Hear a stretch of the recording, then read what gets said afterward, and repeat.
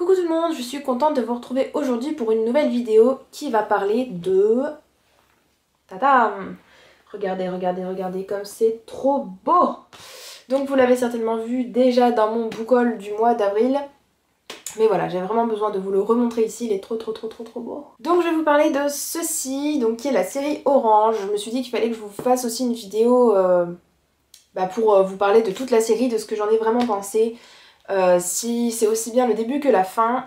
Une des premières vidéos que j'ai faites sur ma chaîne d'ailleurs, ça parlait du premier tome d'Orange, c'était une vidéo présentation. Et je vous disais que j'avais vraiment adoré ce premier tome, j'ai vraiment adoré d'ailleurs toute la suite. Et donc voilà, dans cette vidéo vous allez savoir si j'ai vraiment tout aimé jusqu'à la fin. Et ce que j'en ai pensé en gros de cette série là, donc c'est parti. Bon, je pense pas que je vais vous montrer tous les tomes hein, parce que vous les avez déjà vus, et puis vu que c'est une série assez connue sur la blogosphère et sur Booktube et tout ça, je pense que ça sert à rien que je vous montre toutes les couvertures, mais je vais juste prendre le 5e tome vu que c'est le dernier que j'ai pris pour vous parler de cette série. Donc c'est une série d'Ichigo Takano qui est terminée en 5 tomes comme vous l'aurez compris, éditée aux éditions Akata. J'adore vraiment les couvertures, j'adore tout de cette série de toute façon. Je vais vous montrer aussi les dessins avant de commencer. Alors je sais pas trop quoi vous prendre. C'est des dessins assez... je vais vous montrer par exemple ça, mais c'est un chapitre. C'est pas une page de chapitre, mais on se rend pas trop compte en fait de ce que ça donne. Je vais éviter de beaucoup vous spoiler quoi. Prendre ça. Voilà, voilà. Donc les dessins sont vraiment super beaux, j'adore tout. C'est super mignon et tout. Enfin voilà. Bon, je pense que vous avez compris déjà rien qu'avec ça que ça va être une vidéo surtout pour vous dire que Orange a été un vrai coup de cœur pour moi. Ce 5e volume est vraiment super aussi, et clôture super bien cette série. Donc de quoi parle cette série? Si vous êtes passé entre les mailles du filet, vous ne savez pas de quoi parle cette série. Et ben pour petit rappel rapidement, c'est Nao, une jeune fille qui reçoit une lettre de son elle du futur qui lui dit qu'il va se passer une catastrophe dans le futur et que pour l'éviter il vaudrait mieux qu'elle suive les recommandations de cette lettre. Et ça concerne le nouvel arrivant dans sa classe qui s'appelle Kakeru. Et donc est-ce que Nao va réussir à empêcher cette catastrophe ou pas? C'est ce qu'on apprend dans cette série. Je trouve en fait que 5 volumes, enfin moi s'il y avait eu 10 volumes ça m'aurait pas du tout gêné parce que j'adore cette mangaka, j'adore ce qu'elle fait. Enfin j'adore en tout cas cette série. Je sais qu'il y a une deuxième série qui s'appelle Dreaming Sun que je voulais lire et que finalement j'avais lu le début et j'avais pas vraiment accroché, donc je sais pas si c'est parce que j'étais pas dans l'humeur ou quoi que ce soit, mais en tout cas j'ai vraiment adoré cette série. En fait, comment est construit ce manga? C'est assez simple. Nao découvre qu'elle a reçu cette lettre et elle va vite se rendre compte que tout ce qui est écrit dans cette lettre est effectivement vrai, donc elle va croire en cette lettre.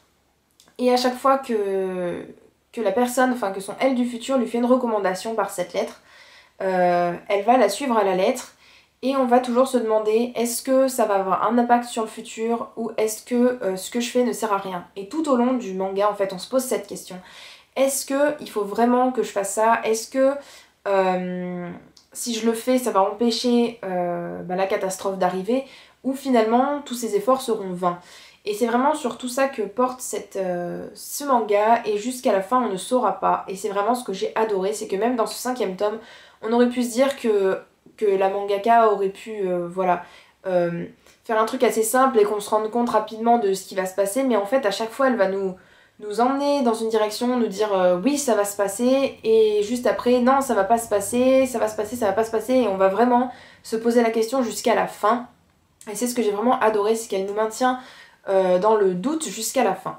Cette histoire, même si d'habitude j'aime beaucoup quand il y a une romance qui s'impose, on va dire, c'est vraiment une histoire qui tourne avant tout autour de personnages qui ont une forte amitié. Donc c'est avant tout une histoire d'amitié plutôt qu'une histoire d'amour.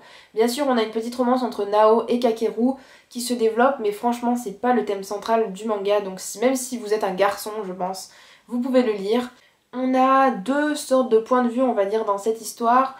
On a donc quand ils sont au lycée et quand ils sont adultes, donc lorsqu'ils ont envoyé en fait leurs lettres. Donc je sais pas trop quoi dire à propos des parties où ils sont adultes parce que je trouve que ça apporte pas forcément quelque chose à l'histoire. ça met un peu une tension dramatique, on va dire, dans le sens où c'est le futur, donc c'est là où il y a eu la catastrophe, donc forcément on voit l'impact que ça peut avoir sur ces personnes-là.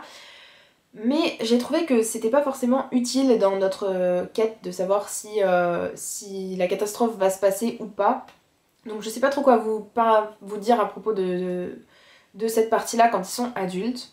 Mais c'est pas quelque chose que j'ai détesté, donc voilà. Je trouve qu'il y a vraiment une morale importante à cette histoire. D'abord que les amis sont très importants et qu'on peut compter sur eux à chaque instant, c'est vraiment le grand message de ce manga-là. C'est que les amis sont très chers et que voilà, on voit que ces personnages-là, que Nao et tous ses amis feraient n'importe quoi pour Kakeru. Et le deuxième message, c'est qu'on peut essayer, on peut faire de notre mieux et on verra ce que ça donne. On va pas... Enfin, on peut donner le meilleur de nous-mêmes, c'est ça que je veux dire. C'est pas notre destin, on va dire. Enfin, faut pas se lamenter sur son sort en se disant c'est le destin, c'est comme ça que ça va se passer. Et on peut essayer, on verra ce que ça donne. Et c'est vraiment un message fort qui est vraiment véhiculé par ce manga-là. J'ai beaucoup aimé les personnages aussi, je trouve qu'ils sont tous très attachants. Ils ont chacun un trait de caractère qui les définit très bien. Je trouve que Nao tombe pas dans le personnage super féminin, très timide et qui pleure beaucoup, tout ça. Je trouve qu'elle a quand même une force de caractère derrière ça. Et du coup, on tombe pas vraiment dans le schéma du shoujo où on a la petite fille toute timide et qui ose rien dire, tout ça. Même si ça fait un peu partie de son caractère, je l'admets. Mais c'est un personnage assez entier, comme Kakeru l'est aussi, puisque c'est un personnage qui est pas du tout le beau gosse du lycée comme on peut voir dans les autres séries, mais qui est un garçon plutôt mignon et plutôt attachant, plutôt sympathique. Et voilà, un peu introverti aussi. Mais je trouve que ce couple était très mignon aussi et voilà, enfin j'ai vraiment beaucoup aimé cette série, beaucoup aimé les personnages, l'histoire, la morale qu'il y avait derrière tout ça. Donc je vous la conseille à 500 000%, surtout qu'il n'y a que 5 tomes. Donc ça se lit très vite, pardon, très facilement et tout ça, tout ça. Donc si vous ne l'avez pas encore lu, ben, je vous la conseille très fortement.